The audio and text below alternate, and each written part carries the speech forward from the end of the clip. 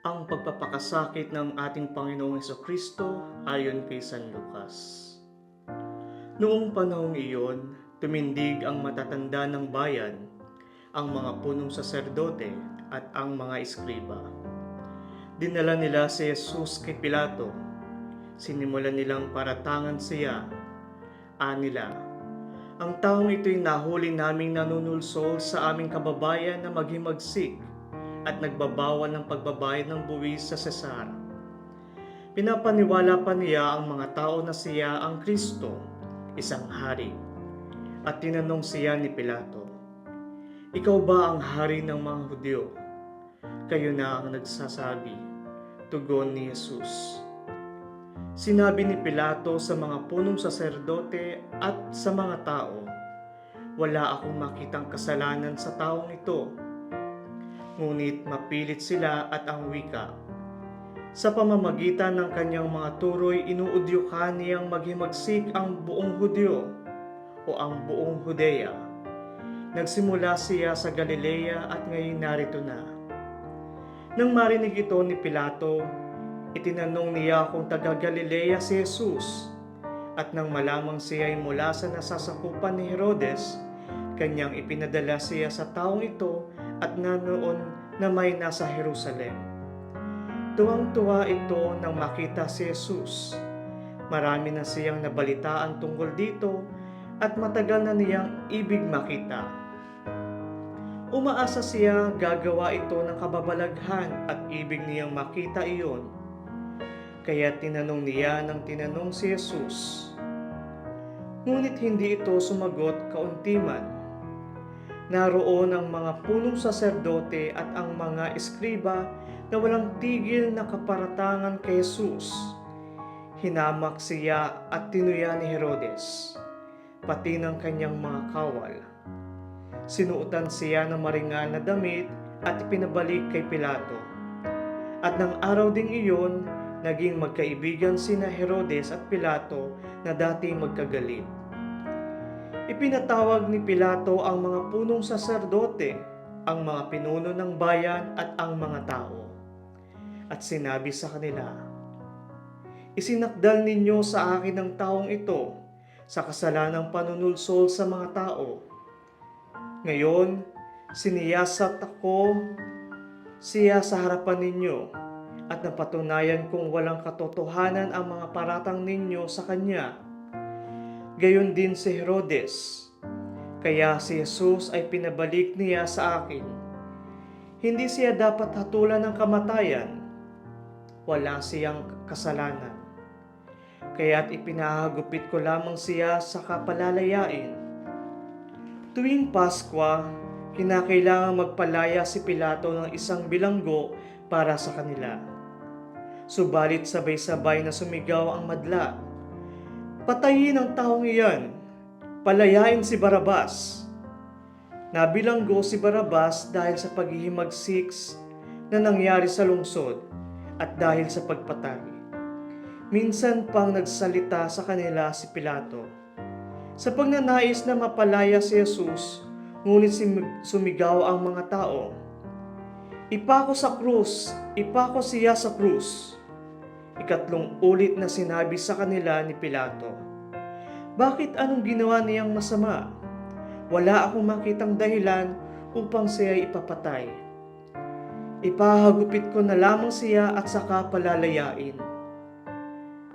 Datapwat lalo nilang ipinagsisigawan na dapat ipako si Jesus sa krus. At sa wakas ay nanaig ang kanilang sigaw. Kaya't ipinasya ni Pilato na pagbigyan ang kanilang kahilingan. Pinalaya niya ang taong nabilanggo dahil sa paghihimagsik at pagpatay ayon sa hinihingi nila. At ibinigay sa kanila si Jesus upang gawin ang kanilang kagustuhan. Nang dala na nila si Jesus upang ipako, nasalubong nila ang isang lalaking galing sa bukid. Ito'y si Simon na taga Cirene.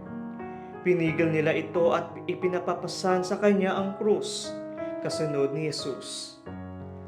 Sinusundan si Jesus ng maraming tao, kabilang ang mga babaeng nananaghoy at nananambitan dahil sa kanya. Nilingon sila ni Jesus at sinabi sa kanila, "Mga kababaihan ng Jerusalem, huwag ninyo akong tangisan.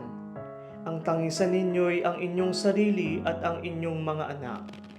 Tandaan ninyo, darating ang mga araw na sasabihin nila, mapalad ang mga baog, ang mga sinapupunang hindi nagdadalang tao, at ang mga dibdib na hindi nagpasuso. Sa mga araw na iyo'y sasabihin ng mga tao sa mga bundok, gumuho kayo sa amin, at sa mga burol, tabunan ninyo kami, sapagkat kung ganito ang ginagawa sa kahoy na nasariwa, ano naman ang gagawin sa tuyo?" May dinala pa silang 2 salarin upang patayin kasama si Jesus. Nang dumating sila sa dakong tinatawag na Bungho, pinako nila sa krus si Jesus. Ipinako rin ang 2 salarin, isa sa gawing kanan at isa sa gawing kaliwa. Sinabi ni Jesus, "Ama, patawarin mo sila, sapagkat hindi nila nalalaman ang kanilang ginagawa." At nagsapalaran sila upang malaman kung alin sa kanyang kasuotan ang mapupunta sa isa't isa. Ang mga tao ay nakatayo roon at nanonood. Nililibak naman siya ng mga pinuno ng bayan. Anila, iniligtas niya ang iba. Iligtas naman niya ngayon ang kanyang sarili kung siya nga ang Mesiyas, ang hinirang ng Diyos. Nilibak din siya ng mga kawal, nilapitan at inalok ng maasim na alak. Sinabi nila, "Kung ikaw ang hari ng mga Hudyo, iligtas mo ang iyong sarili," at nakasulat sa ulunan niya sa wikang Griego, Latin at Hebreo, "Ito ang hari ng mga Hudyo." Tinuya siya ng isa sa mga salaring nakabitin at ang sabi, "Hindi ba ikaw ang Mesiyas? Iligtas mo ang iyong sarili, pati na kami."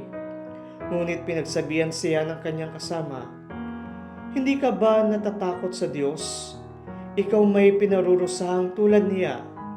Matuwid lamang na tayo'y parusahan ng ganito dahil sa ating mga ginawang masama." At sinabi niya, "Jesus, alalahanin mo ako kapag naghahari ka na." Sumagot si Jesus, "Sinasabi ko sa iyo, ngayon di isasama kita sa paraiso." Nang mag-ika-12 ng tanghali, nagdilim sa buong lupain hanggang sa 3 ng hapon. Nawalan ng liwanag ang araw at ang tabing ng templo'y napunit sa gitna. Sumigaw ng malakas si Jesus, "Ama, sa kamay mo'y ipinagtatagubilin ko ang aking espiritu." At pagkasabi nito'y nalagot ang kanyang hininga.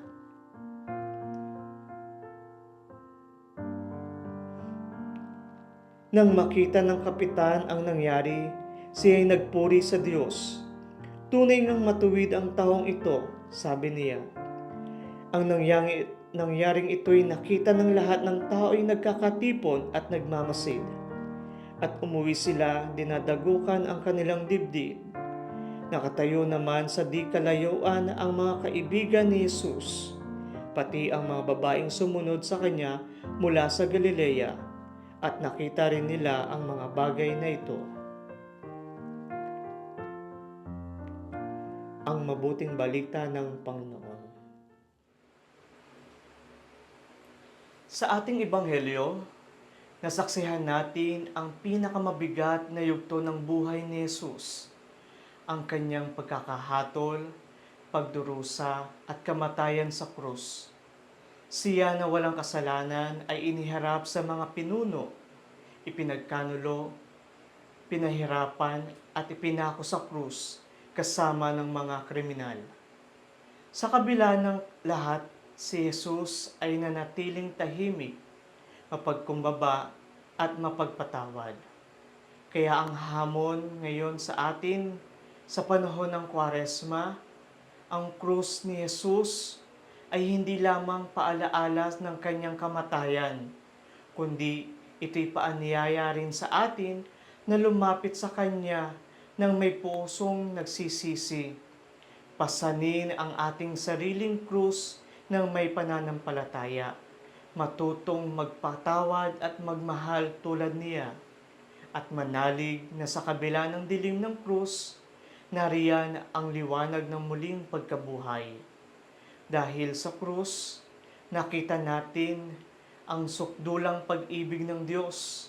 Naway sa panahong ito ng Kwaresma, lumalim ang ating ugnayan kay Kristo. At sa pagtatapos ng ating paglalakbay, matagpuan natin ang tunay na buhay na kanyang muling pagkabuhay.